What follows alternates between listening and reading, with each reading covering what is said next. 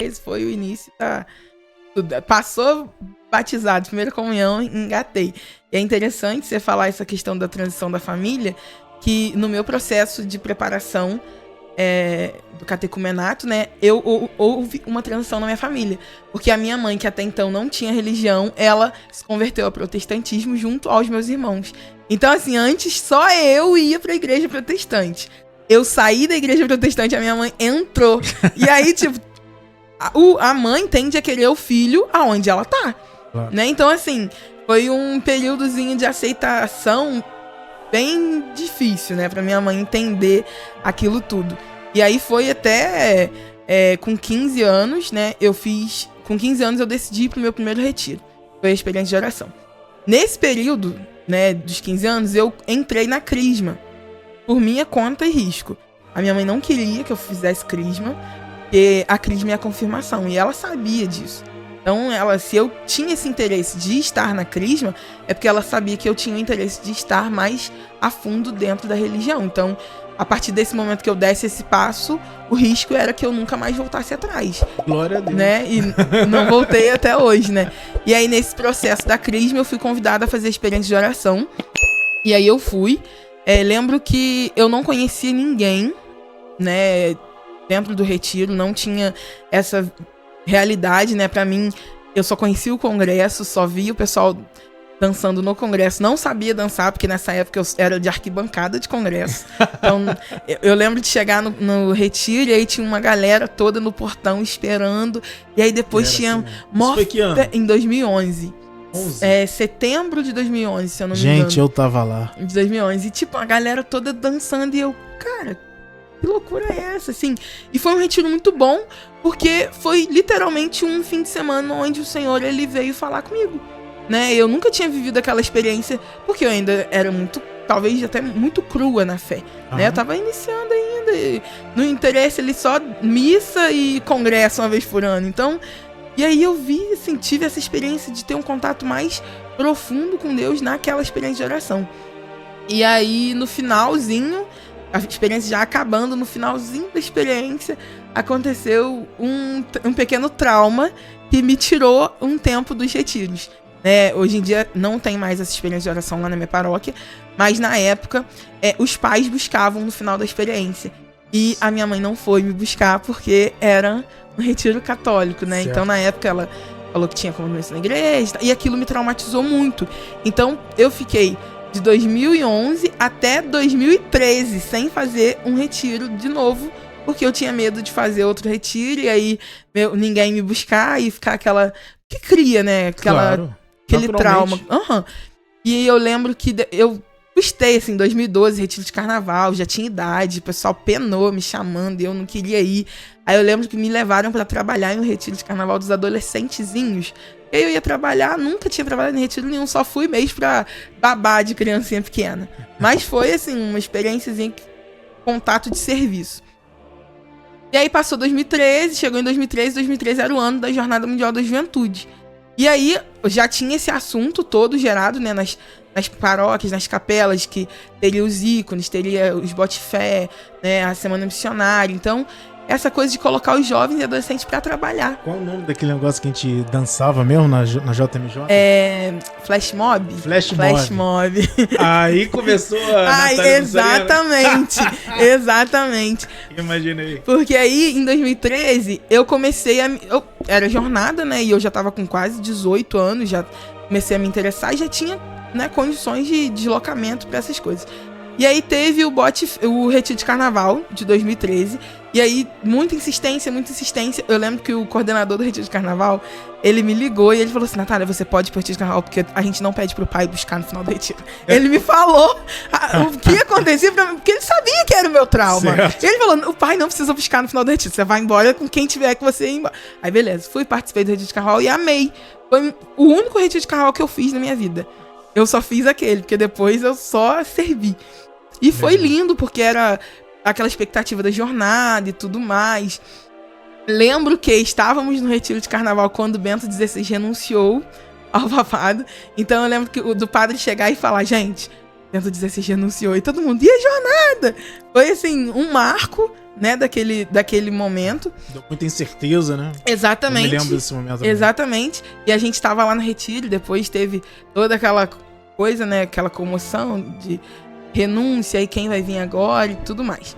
Chegando próximo à Jornada Mundial da Juventude, eu fui convidada a ser uma voluntária da jornada, né? E a paróquia onde eu estava, na época, era Bom Sucesso e Venda Nova era uma paróquia só.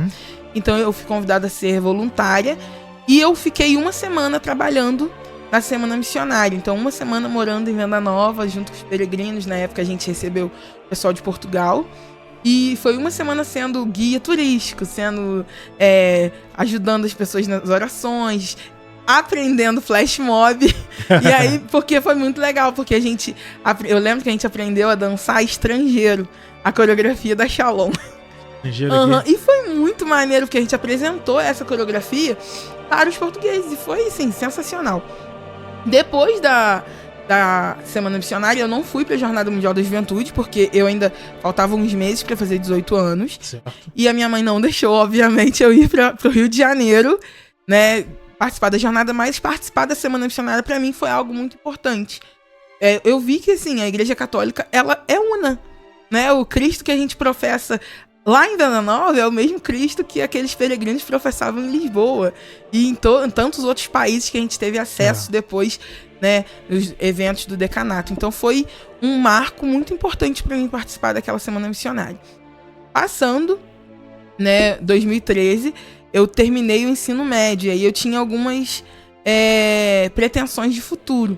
Né? Eu tinha muita vontade de fazer faculdade fora, de ir para federal, de morar longe. Então, assim, igreja não era alguma coisa que eu buscava me aprofundar muito. Eu participava da missa, participava de alguns poucos movimentos, mas não era coisa que eu queria, né, ser fixa. Até porque eu nunca gostei muito de responsabilidade, eu tinha um pouco de medo.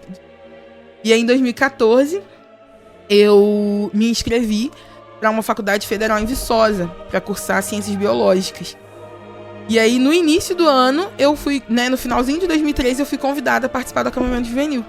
Nunca tinha escutado falar de acampamento, não sabia o que era acampamento juvenil. Lembro que eu tinha acabado de completar 18 anos, eu encontrei com uma pessoa na rodoviária, e essa pessoa perguntou quantos anos eu tinha, já achei que era maluco, falei, perguntando a minha idade do nada. E aí, tem Você conhecia ela? O Iago, né? Iago. Eu já tinha visto o Iago na Semana Missionária, mas eu não tinha intimidade nenhuma com o Iago. Não era amiga do Iago, nada. Eu tinha visto ele na Semana Missionária, porque ele era um dos jovens voluntários, mas assim, aquela coisa de vista, pronto, acabou. Okay. E aí ele me chamou pro acampamento, não sabia o que era. Falei com ele que ia, só pra, né, despistar, vou falar que vou, não vou nada. Só que a partir daquele dia que eu encontrei com o Iago na rodoviária, todo dia eu saía da escola e eu encontrava com alguém do acampamento. Eu estudava no CIA, então eu saía e pegava um ônibus na escadaria da paróquia. Deus providenciou. Todos os dias eu passava alguém de bicicleta, passava alguém a pé, passava alguém de qualquer coisa e falava, vamos pro acampamento. Eu falei, gente, eu nunca ouvi falar desse acampamento. E eu lembro que na época, até na missa, anunciou do acampamento. Eu falei, gente, eu nunca ouvi falar o que é esse tal de acampamento juvenil. Mas o tempo foi passando e quando chegou o início de 2014, tinha uma amiga minha que queria muito ir, porque ela nunca tinha feito retiro nenhum e ela havia falado pra mãe dela que eu ia. Aí ela botou na minha conta, a mãe dela falou assim, não, Natália, vai, tu pode ir. Só que eu não queria ir. E eu falei, não, faz assim, tu vai, eu não vou. Você vai e eu não vou contar pra ninguém. Eu não vou e vai ser bom pra você, né? Pra mim, não quero. E acabou que eu não fiz a ficha, não fiz nada. Na segunda-feira, antes do acampamento juvenil, eu estava numa padaria. E chegou uma pessoa lá com uma ficha do acampamento, perguntando se eu era a Natália. Eu falei, não é possível. É uma máfia esse negócio de acampamento. Os caras brotam. E aí ele falou, não, eu vim aqui preencher a sua ficha. E aí eu falei, joguei logo um migué. Falei, não vou porque eu não tenho dinheiro. O cara, não, a sua ficha tá paga. Agora vou correr pra onde? Cara, não é possível. Não é possível. Aí eu fui e realmente a ficha tava paga. Eu fui comprar a camisa no sítio, a minha camisa estava paga. E eu, né, e fui. Falei, realmente, o Senhor, ele queria que eu participasse do acampamento. Alguns anos depois do acampamento, eu tava conversando com um amigo meu, o Léo Queiroz, né, que é animador hoje do acampamento. E ele partilhava Léo, comigo. que é Leandro, deixar isso claro. Eu sou Léo, mas sou Leonardo. Tá certo? E o Léo falava comigo que na véspera do meu acampamento, né, os líderes já no sítio, se falava sobre mim, né? Eita, havia a expectativa, né? Falando que já era famosa? A expectativa de que eu fosse participar daquele acampamento. Todo mundo falava, ó, Natalhão vem pro acampamento, hein? Como é que vai ser? E aí, depois que ele me contou isso, eu falei, cara, realmente, Deus, ele queria usar desse momento pra virar chaves na minha vida. Então eu fui, participei do acampamento, foi uma experiência incrível, não consigo descrever. 11 anos depois, eu não consigo descrever o que foi essa experiência, né? Mas foi um momento que Deus me invadiu. Ele me invadiu, assim, de diversas formas, de diversas maneiras. E eu me apaixonei pela obra, pelo que eu vi que Deus podia fazer na vida de tantas pessoas através da obra. E ainda mais por Deus, porque a obra me levou a conhecer mais a Deus. E o que a obra me ensinou, né? A gente só ama aquilo que a gente conhece. Então, quanto mais a gente conhece, mais a gente ama.